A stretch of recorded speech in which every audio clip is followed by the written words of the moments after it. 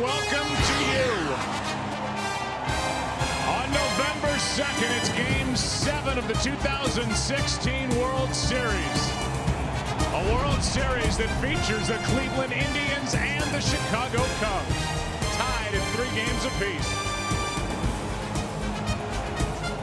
And now welcome to the broadcast booth, everybody. I'm Joe Buck. The Hall of Famer John Smoltz is coming right up. Well, those two words are pretty sweet when they're put together in professional sports, right?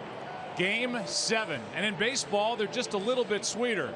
Think about it. Pitchers and catchers report to spring training in mid-February. Fans flock down to spring training, either to Florida or Arizona, to watch their favorite teams. And then, starting in April, it's a 6-month love affair with their favorite ball club. They get to know them. Players get to know each other.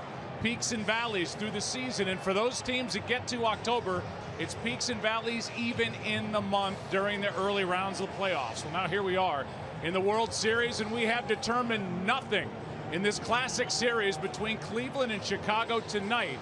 176 years of combined frustration ends for one side.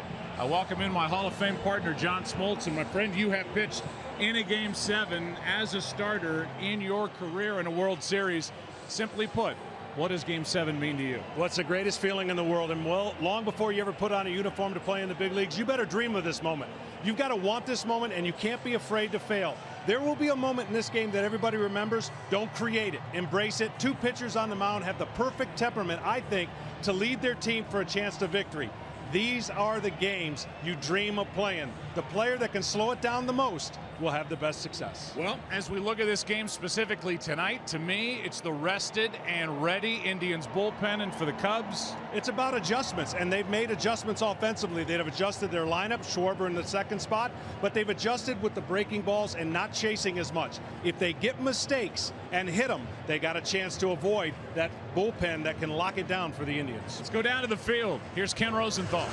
Joe, the Cubs have a new middle reliever tonight. His name is John Lester, and he will enter only at the start of an inning. Lester will be on just 2 days rest, but this is the day he normally would throw about 40 pitches in the bullpen anyway. He should be good for 2 comfortable innings, maybe 3. And once he enters, his catcher, David Ross, will enter along with him, playing the final game of his career. Ross said that his wife, Hyla, was emotional as they left the team hotel today. Now over to Tom Verducci. Thanks, Ken. 5 years ago, Corey Kluber was a 25-year-old minor leaguer with a 6 ERA. That's when he discovered a 2-seam fastball, the pitch that got him to the majors, to a Cy Young Award, and now to the brink of history. He's trying to become only the 2nd pitcher, the first since Mickey Lolich in 1968, to start and win 3 World Series games. Now, Kluber will do so with a team behind him that is red hot, but listen to this. This is something out of another era. Lolich did that in 1968 when there was no DH, when there were no divisional playoffs. So tonight, Corey Kluber is looking to turn back the clock.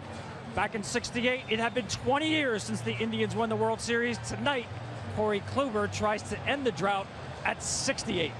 Joe? Tom, thank you. Well, this place is beyond electric. Will it end for the Cubs tonight, who haven't won it all for 108 seasons of wait till next year? And for Cleveland, will they end their 68-year drought? We'll find out on the other side. It's Game 7.